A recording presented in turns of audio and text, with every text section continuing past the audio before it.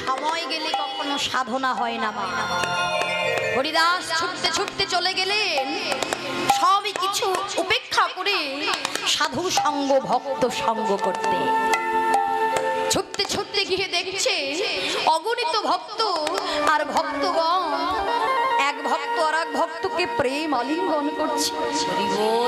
এক ভক্ত আর এক ভক্তের চরণ ধুলি অঙ্গে মাখছে। কত ভক্ত ভক্তের চরণ ধুলিতে ধুলায় গড়াগড়ি দিয়ে কাঁদছে। হরিদাস চিন্তা করলেন, মা আমি যে পরের চাকরি করি, এই পরের পোশাক যখন আমি ভবে এসেছিলাম তখন ছিল না আমার পরনে অন্য কারোর পোশাক। তাই হরিদাস নিজের পোশাকটা একটা মুদির দোকানে করে রেখে গিয়ে হরিদাস গিয়ে ভক্ত সঙ্গ করছে। হরিদাস ধুলায় গড়াগড়ি দিয়ে কাঁদছে।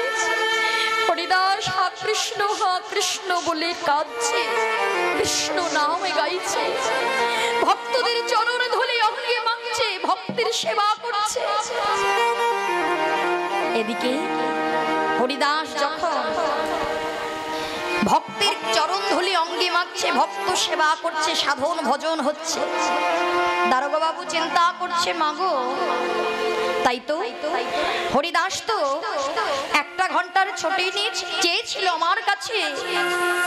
মায়েদেরকে বলছি এখন আপনারা কেউ উঠে আসবেন না, কেমন? এখন আপনারা দয়া করে কেউ উঠে আসবেন না।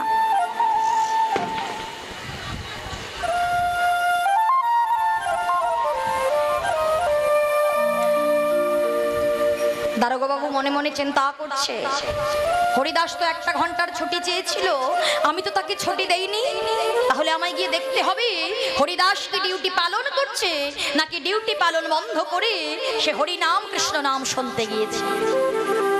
তাই দারোগা বাবু ছুটতে ছুটতে সে দেখছে, মা শান্তিপুরের মোড়ের মাথায় দাঁড়িয়ে দেখে হরিদাস ডিউটি পালন করে, ডিউটি পালন করছে। দারোগা বাবু চিন্তা করছে, না না এই তো আমার হরিদাস, এই তো আমার হরিদাস।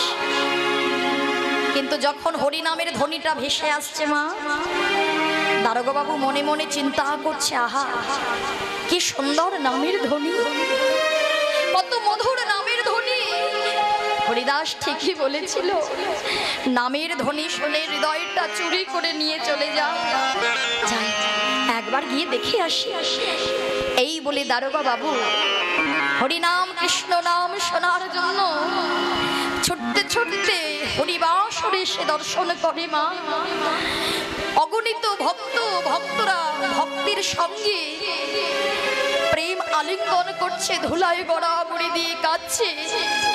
আর ভক্তের মাঝে দর্শন করতে করতে দেখে হরিদাস ভক্তের ধুলায় গড়াগড়ি দিয়ে কাঁদছে। চমকে উঠলেন হরিদাস, হরিদাসকে দর্শন করে চমকে উঠলেন দারোগা বাবু, এ কি, এ আমি কি দর্শন করছি? না না এ আমার হরিদাস নয়। আবার ছুটতে ছুটতে গিয়ে চলে গিয়েছে শান্তিপুরের মোড়ের মাথায়। শান্তিপুরের মোড়ের মাথায় দাঁড়িয়ে দেখে হরিদাস ডিউটি পালন করে। আবার ছুটতে ছুটতে এসেছে হরিবাসরে, দেখে হরিদাস ভক্ত সঙ্গ সাধু সঙ্গ করছে। ছুটে গিয়ে হরিদাসের হাতটা ধরে বুকে জড়ায় ধরে নিয়ে বলছে, হরিদাস ও হরিদাস, তুই কি আমার সেই হরিদাস যাকে আমি একটা ঘন্টার ছুটি দেইনি হরিনামে কৃষ্ণ নাম শোনা, একটা ঘন্টার ছুটি দেইনি যাকে ভক্ত সঙ্গ করার? আর তুই যদি আমার সেই হরিদাস হবি, শান্তিপুরের মোড়ের মাথায় দাঁড়িয়ে যে তোর পোশাক পরিধান করে যে তোর হয়ে তোর ডিউটি পালন করছে, সে আমার কোন হরিদাস? হরিদাস শুনতে পেয়ে ছুটতে ছুটতে শান্তিপুরের মোড়ের মাথায় গিয়ে দেখে কোনো হরিদাস নেই। ধুলায় গড়াগড়ি দিয়ে কাঁদছে হরিদাস। দারোগা বাবুকে বলছে, দেখেছেন দারোগা বাবু, আজকে এতদিন ধরে বছরের পর বছর ধরে পরের চাকরি করে গেলাম, পরের চাকর হয়ে গেলাম, ডিউটি করার জন্য, যে কর্ম করার জন্য আমি ধরাধামে না, কখনো নিজেকে তার চরণে সমর্পণ করতে পারলাম না, কখনো একবার হ গোবিন্দ তোমার হলাম বলে যাকে আমি ডাকতে পারলাম না। আজকে আমি সবই কিছুকে উপেক্ষা করি, শুধু একটা ঘন্টায় আমি তার কাছে ছুটে এসেছি বলি আমার প্রভু আমার হয়ে আমার ডিউটি পালন করছে। হে গোবিন্দ, আজ এই অধম তোমার চরণে জানায় রাখি প্রভু, তোমার কাছে আমি আর কিছু চাই না দয়াময়। যেদিন আমার কেউ থাকবে না দয়াময়, সেই অন্তিম কালে দেখো যেন গোবিন্দ ওগো শেষের দিনে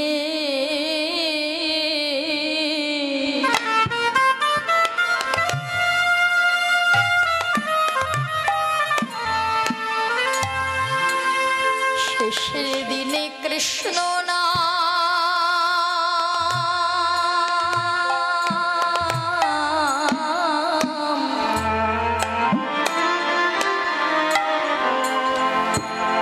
কৃষ্ণ না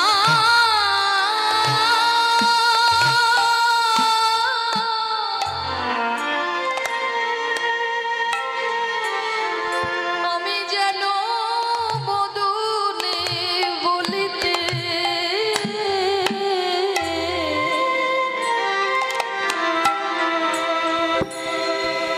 আমি বলিতে পারি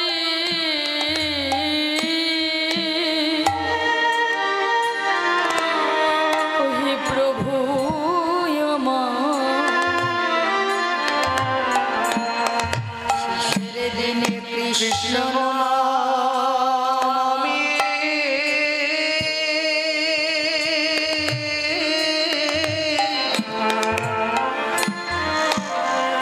বদনে গাইতে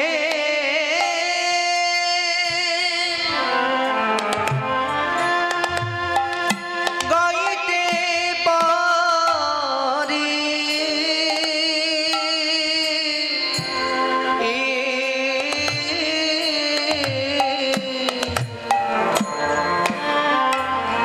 ওগো হা কৃষ্ণ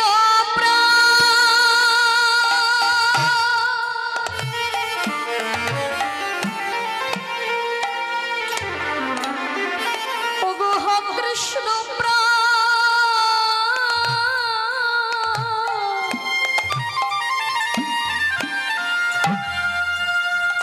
কৃষ্ণ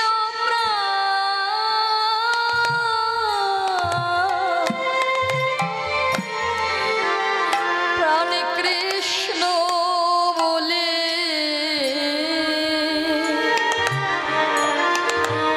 প্রভু আমার কৃষ্ণ না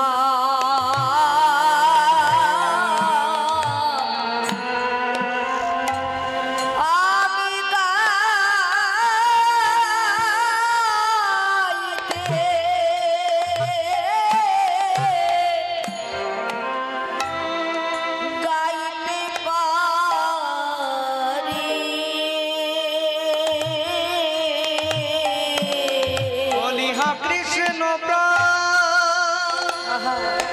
প্রভু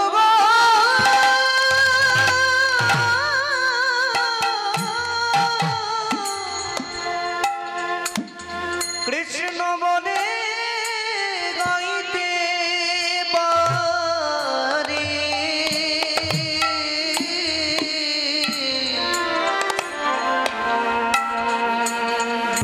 শেষের দিনে কৃষ্ণ নামে গাইতে পারি যেন ভক্ত সেবায় হরি বল হরি বল ভক্ত সেবায় যেন লাগিতে পারি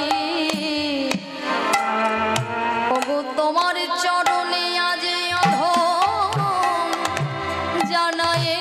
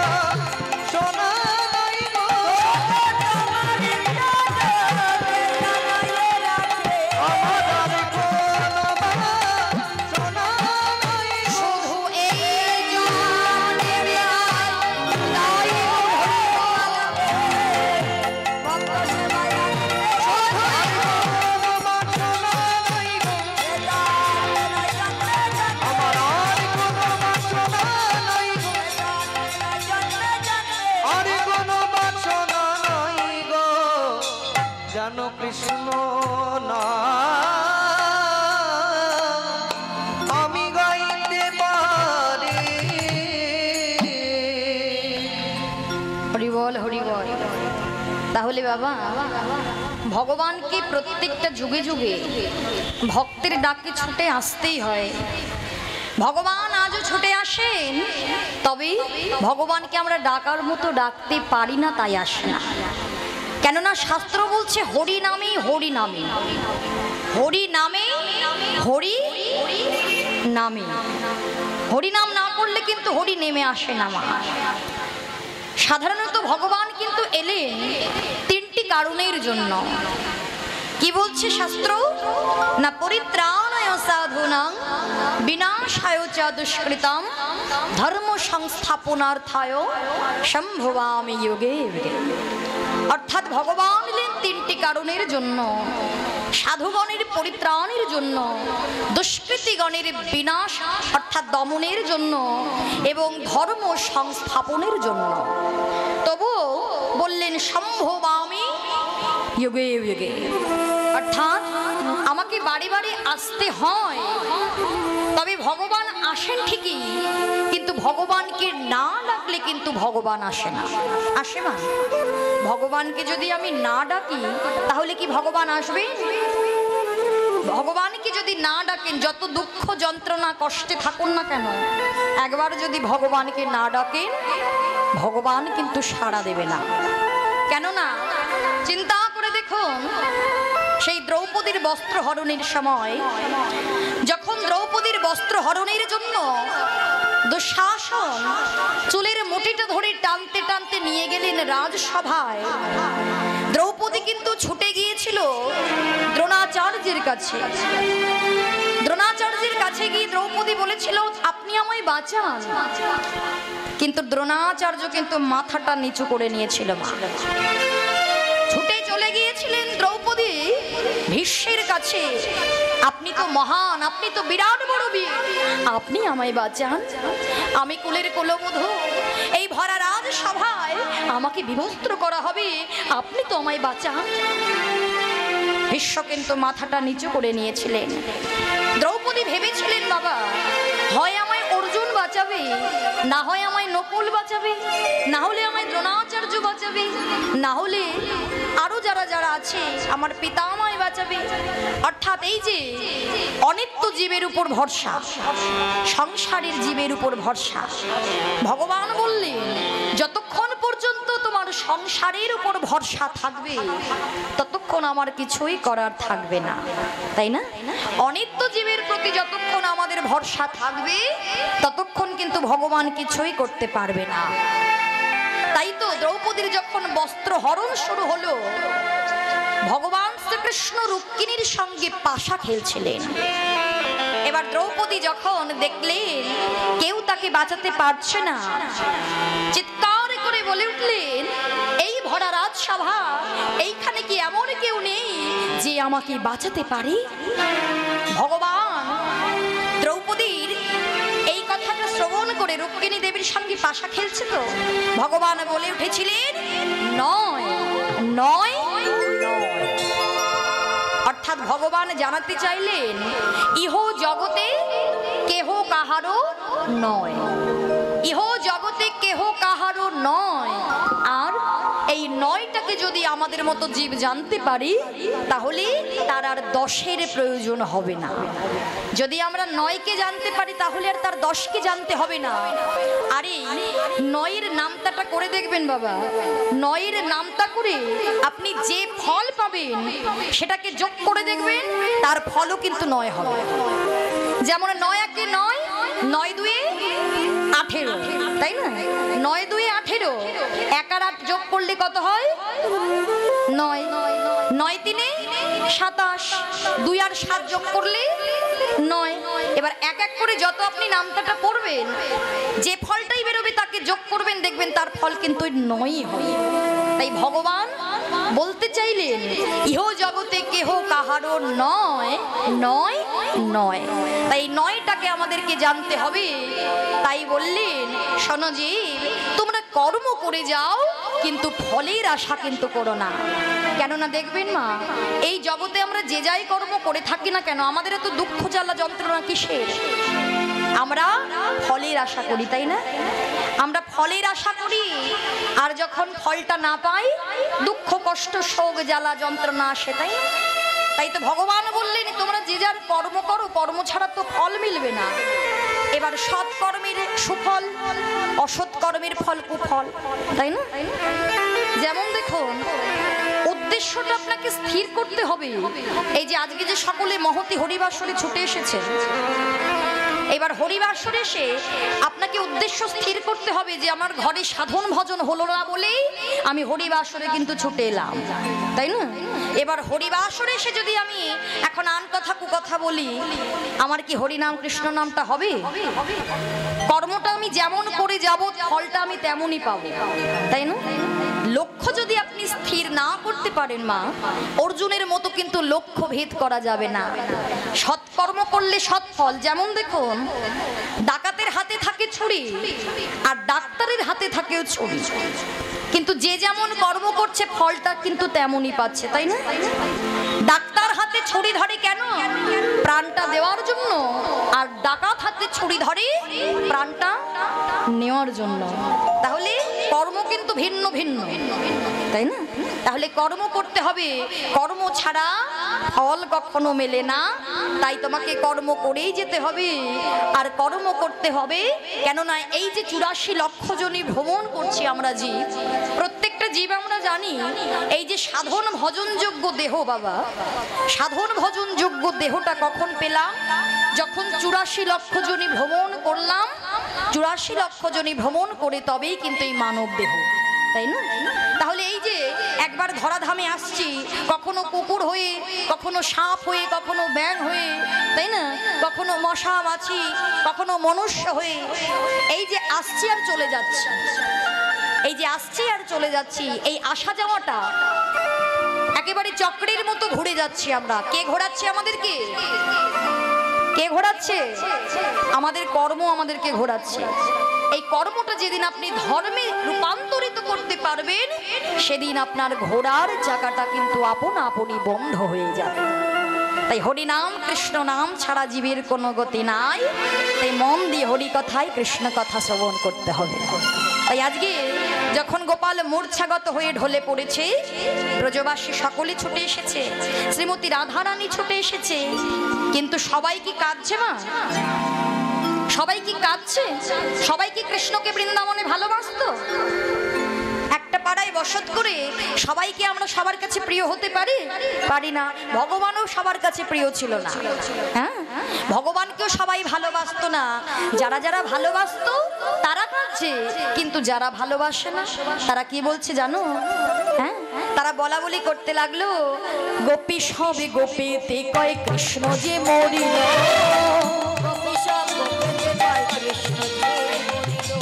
কৃষ্ণ মরিল ভালোই হইল যশোদার প্রাণ গেল, কৃষ্ণ মরিল ভালোই হইল যশোদার প্রাণ গেল, জটিলা আইল তার কন্যা সঙ্গে করি, জটিলা আইল তার কন্যা সঙ্গে করি, ওগো ভালো মন্দ যাই হোক বেঁচে থাক, ভালো মন্দ যাই হোক বেঁচে থাক হরি, বলে বেঁচে থাক, বেঁচে থাক, বেঁচে থাক, বেঁচে থাক, হরি বেঁচে থাক, বেঁচে থাক। এই আশীর্বাদ করলাম আমি, বেঁচে থাক, বেঁচে থাক, এই আশীর্বাদ করলাম আমি, বেঁচে থাক, বেঁচে বলে থাক। এই আশীর্বাদ করলাম আমি, ভালো মন্দ যাই হোক। হরি এই আশীর্বাদ করলাম আমি, এই আশীর্বাদ করলাম আমি, বেঁচে থাক, বেঁচে থাক। হরি বল, হরি বল। গোপী সবে গোপীতে কয় কৃষ্ণ যে মরিল। একজন আর একজনকে ডেকে ডেকে বলছে, আই দিদি শুনেছিস? আরে বাবা কৃষ্ণ মরেছে। আর একজন বলছে ভালোই তো হয়েছে। ভালো হয়েছে না? আরে বাবা ওই নন্দের বেটা সারাদিন হই হই হই হই হই হই করে বেড়ায়, সে মরেছে তো ভালো হয়েছে। এইবার ওই যশোমতিরও প্রাণ যাবে। আর জটিলা কুটিলা, জটিলার বয়স হয়েছে, 3 কাল গিয়ে 1 কালে ঠেকেছে। হ্যাঁ, জটিলা তার মেয়ে কুটিলাকে নিয়ে হাতে একটা লাঠি নিয়ে আস্তে আস্তে পথে যেতে যেতে বলছে, আয় কুটিলা, কুটিলা রে শোন না মা, গোপাল ভালো হোক আর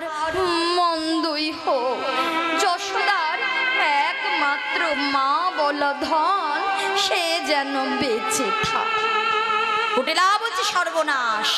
আরে ওমা, এমন এই শুভ দিনে, এমন এই ভালো দিনে এমন অমঙ্গলে কথা কেউ বলে নাকি গো?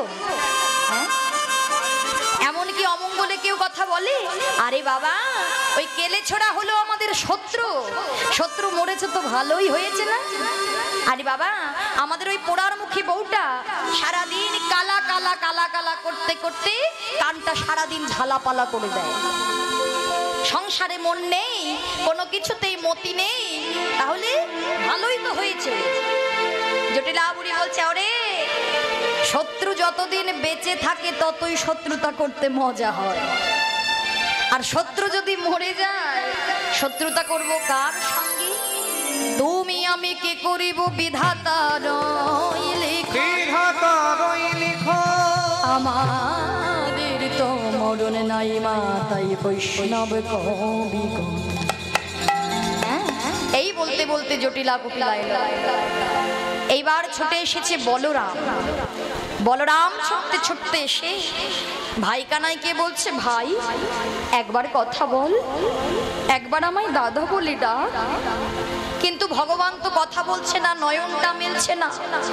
বলরাম বিরাম করে কেঁদে বলছে, ও এখন আমার কথা শুনবি কেন? ত্রেতা যুগে তুই ছিলি রাম আর আমি ছিলাম লক্ষ্মণ, যুগে যুগে তুমি আমার বড় দাদা ছিলে, আর এই দাপরে এসে আমাকে বড় করে দিলি। আমি যখন বড় হয়েছি, বড়কে আগে যেতে হয়, তাহলে আগে আমি যাই, পরে তুমি যেও ভাই। এই বলি বলরাম যখন বিলাপ করে কানাই কানাই বলে ডাকছে আর কাঁদছে মা, ভগবান আর সইতে পারল না। দাদার ক্রন্দন শুনে, বিলাপ শুনে ভগবান এক বেশে মায়ের কোলে মূর্ছাগত হয়ে রইলেন, আর এক বেশ বৈদ্য বেশ ধারণ করলেন। হরিবল হরিবল। অর্থাৎ ভগবান নিজেই নিজেকে ভালো করে তুলবে আর রাধার কলঙ্ক মোচন করবে বলে নিজে বৈদ্য বেশ ধারণ করে এই জীবের দাঁড়ে দাঁড়ে ডেকে ডেকে বললেন, ওগো তোমরা কেউ রোগী দেখাবে, আজ ডাকি কয় বৈদ্য হরি, তোমরা কেউ রোগী দেখাবে।